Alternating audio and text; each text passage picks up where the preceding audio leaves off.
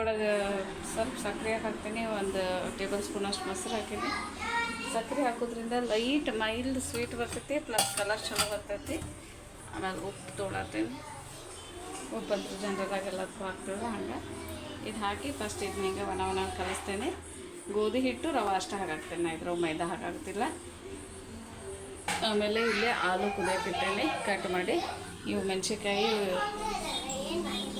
ಏನು ಹೌದಾ? ಓ ನೋಡೇ ಇಲ್ಲ ನೋಡ್ರಿ ಜನ ನೋಡೇ. ಓ ಹೌದಲ್ಲ, ಮರ್ತಾ ಬಿಟ್ಟೆನ ನೀರು ಹೌದಲ್ಲ. ನನ್ನ ಮಗ ನೋಡ್ರಿ ಇವತ್ತು ಫ್ರೂಟ್ಸ್ ಎಲ್ಲ ತೆಗೆದು ಕೆಲಸ ಮಾಡತ್ತೈತೆ ಪಾಪ. ಅದಕ್ಕೆ ಒಂದು ಸ್ವಲ್ಪ ಪ್ರೀತಿಲೇ ಹೇಳಿದ್ರೆ ಎಲ್ಲ ಮಾಡಿ. ನೀನು ಮಾಡಿ. ಕಲ್ಲಂಗಡಿ ತೆಗಿ ಹೋಗಿ. ಅಲ್ಲೇ ನೋಡಿ, ಅಲ್ಲೇ ನೋಡಿ, ಅಲ್ಲಲ್ಲ ಆ ಕಡೆ ಕವರ್, ಗ್ರೀನ್ ಕಲರ್ ಕವರ್. ಡಬ್ಬಿ ಇಲ್ಲ ಕವರ್, ಅದನ್ನ ಹಂಗೆ ಹೊರಗೆ ಇಡೋದು.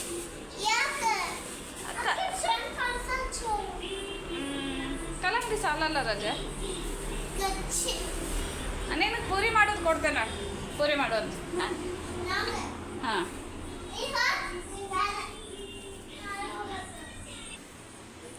ಇದು ನೋಡಿರಿ, ಹಿಟ್ಟು ನೋಡಿ ರೆಡಿ ಮಾಡೀನಿ. ಚಪಾತಿ ಅತ್ತೇನ ನಾ ಏನು ಭಾಳ ಗಟ್ಟಿ ಮಾಡಲ್ಲ. ಇದು ರವೆ ಹಾಕಿರ್ತಲ್ಲ, ಸ್ವಲ್ಪ ಇದಾದ್ಮೇಲೆ ಅಂದ್ರೆ ನೆನೆದ್ಮೇಲೆ ಒಂದು ಅರ್ಧ ತಾಸು ನೆನೆಗೆ ಇಡ್ತೀನಿ. ಗಟ್ಟಿ ಆದಂಗೆ ಆಗ್ತೈತೆ, ರವೆ ನೀರು ಹಿಡ್ಕೋತೈತಿ.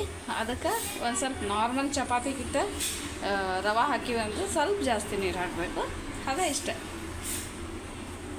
ಲಟ್ಸಿ ಎತ್ತುವಾಗ ಹಿಗ್ಗಬಾರ್ದು ಪುರಿ ಅಂದರೆ. ಆಮೇಲೆ ಹಂಗಂತ ಭಾಳ ಗಟ್ಟಿ ಆದ್ರೆ ಲಟ್ಸೋಕೆ ಬರೋಂಗಿಲ್ಲ. ಇದನ್ನು ಮುಚ್ಚಿಡ್ತೇನೆ ಒಂದು ಅರ್ಧ ತಾಸು. ಆಲ್ಮೋಸ್ಟ್ ಇವು ಬಾಯ್ಲ್ ಆಗ್ಯಾವ ಅನ್ನಿಸ್ತೈತೆ. ಇಲ್ಲ, ಈ ಚಾಕುಗೆ ಹಿಂಗೆ ಇದಾಗಿ ಬಂದು ಅಂದರೆ ಆಗ್ಯಾವ ಅಂತಂದೆ.